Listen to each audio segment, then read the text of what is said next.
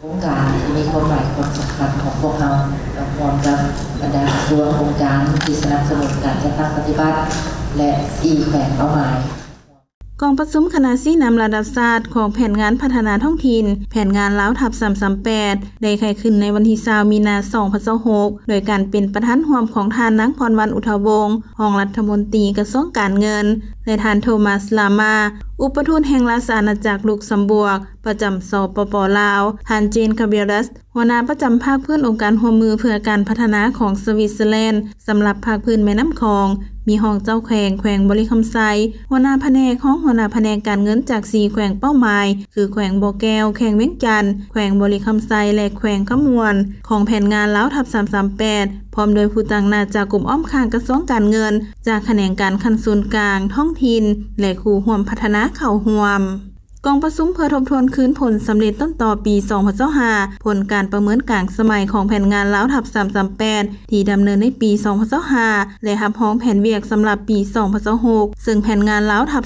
338ได้รับการสนับสนุนจากรัฐบาลลุกเซมเบิร์กและรัฐบาลสวิตเซอร์แลนด์มูลค่าหลายกว่า41ล้านยูโรมีระยะเวลาจัดตั้งปฏิบัติแต่ปี2023หาปี2027เพื่อส่งเสริมการพัฒนาแบบยืนยงในกองประชุมท่านนางพรวรรณอุทวงศ์รองรัฐมนตรีกระทรวงการเงินได้เน้นหนักถึงความสำคัญและความสอดคล้องของแผนงานลาวทับ338ในการประกอบส่วนจะตั้งปฏิบัติแผนพัฒนาเศรษฐกิจสังคมแห่งชาติ5ปีครั้งที่9และแผนพัฒนาเศรษฐกิจสังคม5ปีครั้งที่10ที่จะเสนอรับรองอยู่กองประชุมครั้งปฐมฤกษ์ของสภาแห่งชาติสุดที่9ที่จะไขขึ้นในระหว่างวันที่23-27มีนาคม2026แผนงานลาวทับ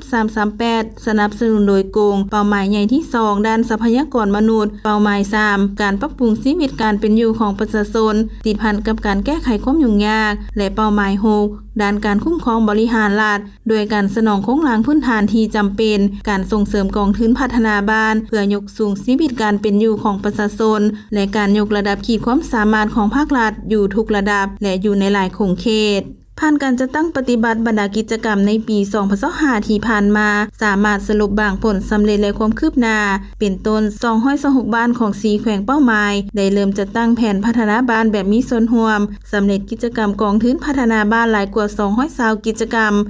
รมยกระดับขีดความสามารถในหลากหลายหัวข้อสำหรับพนักงานราชการอยู่ขั้นศูนย์กลางและท้องถิ่นจำนวน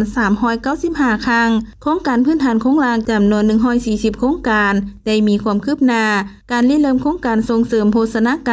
ารศึกษาและการลดพรความเสี่ยงภัยพิบัติรวมทั้งการยกสูงคุณภาพการเข้าถึงการบริการด้านการเงินในระบบอยู่เขตห่างไกลซอกลีกและการเสริมสานเอาเวียกงานความเสมอภาพหญิงชายคนพิการสังคมและกลุ่มคนที่มีความบอบบางสูงเพื่อรับประกันการมีส่วนร่วมและได้รับผลประโยชน์อย่างทั่วถึงพร้อมนี้กองประชุมได้รับรองแผนเบียกและแผนงบประมาณสำหรับปี2026โดยจะสุ่มใส่การเร่งจัดตั้งปฏิบัติกิจกรรมที่กำหนดไว้รวมทั้งแก้ไขข้อคงค้างเอกภาพการเกี่ยวกับมาตรการในการจัดตั้งปฏิบัติการปรับปรุงกลไกในการประสานงานการติดตามการประเมินผลและเวียกงานที่เกี่ยวข้อง